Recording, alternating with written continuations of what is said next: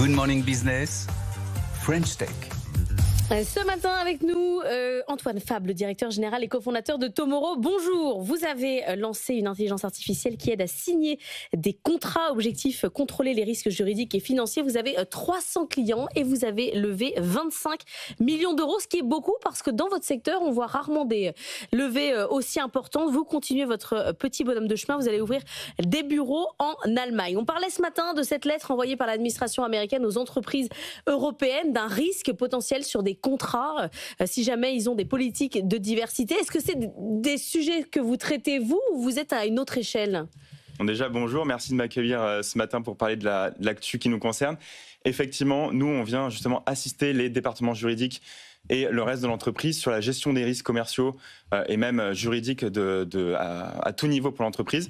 Donc l'exemple que vous citez, il va nous intéresser parce que les entreprises françaises vont devoir s'adapter justement à ces nouvelles réglementations et nous, on va pouvoir les guider, les accompagner dans la révision de leur contrat. On annonce aujourd'hui justement le premier module de révision de contrat assisté par l'intelligence artificielle qui va dans ce sens-là pour accompagner les entreprises dans le traitement des modifications faites par leurs tiers. Anthony. C'est tout type de contrats. Alors, c'est des contrats de travail, des contrats de vente, des contrats de distribution. Donc, vous pouvez les réviser puis les créer, j'imagine. C'est quoi le pourcentage aujourd'hui d'entreprises qui utilisent ces outils-là? Le pourcentage de contrats dans ceux qu'on voit au quotidien qui sont générés par une intelligence artificielle? C'est un point qui est très intéressant. J'étais venu il y a un peu plus d'un an, justement. On avait réalisé une levée de fonds de 11 millions d'euros pour accélérer, intensifier un peu plus nos investissements sur l'IA. En 2024, on a beaucoup investi sur certaines fonctionnalités, justement sur le risque. Donc, aller extraire de la donnée dans les contrats, permettre de la structurer, permettre d'y avoir accès simplement en posant une question à Tomorrow.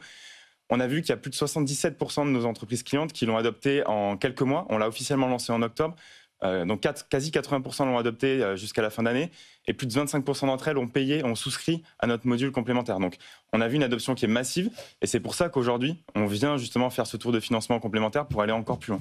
Mais ça veut dire qu'il y a des chances qu'aujourd'hui, si je signe un contrat de travail, par exemple, il a été généré par une intelligence artificielle sans intervention humaine, en fait? Alors, il y a des chances qu'il ait été généré partiellement ou entièrement. Et aujourd'hui, il y a des chances aussi, c'est le cas, qu'il ait été révisé partiellement par l'intelligence artificielle. Donc, on vient à accompagner les départements juridiques qui sont sursollicités par des demandes du quotidien de leurs équipes commerciales, de leurs équipes achats, sur justement des négociations, des traitements de révision de contrat. On vient leur permettre à ces équipes métiers aujourd'hui d'en traiter une partie eux-mêmes et donc aux juridiques de déléguer une partie de ce flux de travail pour pouvoir être focalisés sur les parties les plus stratégiques de leur travail, donc les contrats les plus sensibles ou même le corporate, bref, le reste. Parce que concrètement, vous ne savez pas toujours les contrats qui vous lient. Je prends le contrat de travail par exemple. Moi, je suis incapable de vous dire quel est le niveau de ma clause de confidentialité, de concurrence, etc. Là, vous allez m'aider, vous, à comprendre moi-même ce qui me lie au cas où je veux changer des clauses dans mon contrat. Exactement. Donc nous, en fait, notre métier, c'est comprendre quels sont vos standards en termes de contrat. Donc sur toute typologie de contrat, je réponds aussi à la question que vous avez posée précédemment. Donc comprendre quels sont vos standards et comprendre quelles sont vos alternatives quand vos standards sont challengés par le co-contractant. Donc savoir que si justement votre clause de confidentialité est challengée sur un type d'information, on sait ce que vous avez tendance à mettre en alternative dans ce cas-là. Donc on va vous le pousser automatiquement. Et de manière générale, ce qui est aussi hyper intéressant, c'est de se dire, nous, on est là pour aider les entreprises à finalement signer leur contrat plus vite. Donc, c'est demain pouvoir vous dire, donc c'est du business plus rapide, quoi. C'est du business plus rapide. Et donc, si on se rend compte que la clause de confidentialité, justement, est systématiquement négociée, nous, notre mission, c'est aussi de vous dire, là, il y a quand même une clause qui pose problème de manière récurrente dans vos contrats.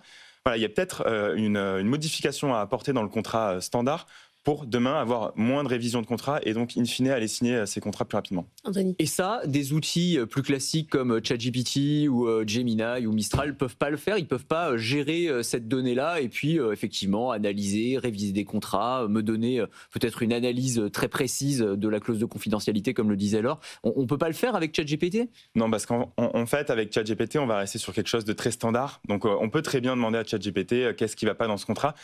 Mais le référentiel, il n'est pas défini. C'est-à-dire, le référentiel, pour moi, qu'est-ce qui ne convient pas? Pour mon entreprise, il est très différent d'une autre entreprise. Et donc, notre métier, nous, c'est se baser sur justement toute l'activité de collaboration qui a lieu sur Tomorrow. Donc, nous, nos clients, ils négocient de bout en bout le contrat sur la plateforme. Et donc, basé sur toutes ces interactions, nous, on est capable d'identifier les points de friction et finalement un peu l'intelligence contractuelle. Donc, comment est-ce que les gens sont arrivés à se mettre d'accord?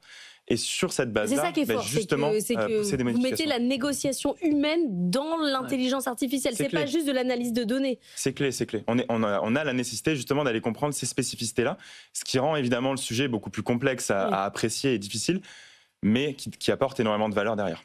Là, vous allez ouvrir un bureau en Allemagne, vous êtes présent déjà dans d'autres pays, mais vous recommencez tout à chaque fois. C'est-à-dire qu'à chaque fois, c'est un droit différent, avec des parcours différents, des manières d'interpréter différentes. Non, justement, je pense que c'est là la spécificité de ce qu'on fait nous, c'est qu'on est là pour comprendre la manière dont chacune de nos entreprises clientes fait du contrat. Et donc ça veut dire justement quelles sont les différentes positions dans un contrat qui sont à même d'accepter, de refuser. On n'est pas là pour recoder le droit comme certaines sociétés peuvent le faire. Ça, c'est pas notre métier. Notre métier, c'est plus justement de traiter la négociation entre entreprises. Et donc là, oui, le lancement d'un nouveau pays, c'est la première fois qu'on se lance avec ses ambitions à l'international. Donc aujourd'hui, un peu plus de 10% de notre revenu est fait à l'international. On va ouvrir un premier bureau donc à Cologne dès cette année. On recrute une équipe sur place. Et de manière générale, avec cette levée de fonds, on va recruter plus de 100 personnes sur les 2 prochaines années. Je reviens rapidement sur la première question, parce que vous n'y aviez pas totalement répondu, mais sur l'adoption de ce genre d'outils. Est-ce que c'est devenu standard aujourd'hui dans les entreprises d'utiliser l'intelligence artificielle pour générer ou pour réviser des contrats, ou ça reste encore l'exception et il y a du chemin à parcourir? Il reste du chemin à parcourir, c'est évident. Je pense que ce que je peux dire avec certitude, c'est devenu standard en entreprise d'utiliser des solutions d'intelligence artificielle. Parce que tous les métiers sont concernés, et aussi parce qu'on a la chance d'avoir finalement ChatGPT qui nous a tous éduqués dans nos vies personnelles. Donc on a tous été confrontés à cette technologie, on y a vu de la valeur, et donc évidemment il y a aussi vu de la valeur dans notre quotidien. Donc ce qui est très bien avec des solutions comme nous, c'est qu'on vient mettre un cadre, et justement éviter que les salariés viennent mettre des contrats sur ChatGPT, ce qui serait pas du tout sécurisé. Donc on vient mettre ce cadre, et donc évidemment il reste encore beaucoup de chemin à parcourir, que ce soit dans l'adoption mais même dans l'innovation, on est encore aux prémices. Et donc c'est notre rôle de continuer à investir là-dessus et de continuer à former et à éduquer les entreprises françaises et maintenant européannes. Il y a encore des choses à faire. Vous pouvez rester là, Anthony Morel. C'est pas fini encore l'adoption de l'IA. Il y a des chroniques à faire, absolument. Merci beaucoup Antoine Fabre d'être venu ce matin pour nous parler de Tomorrow.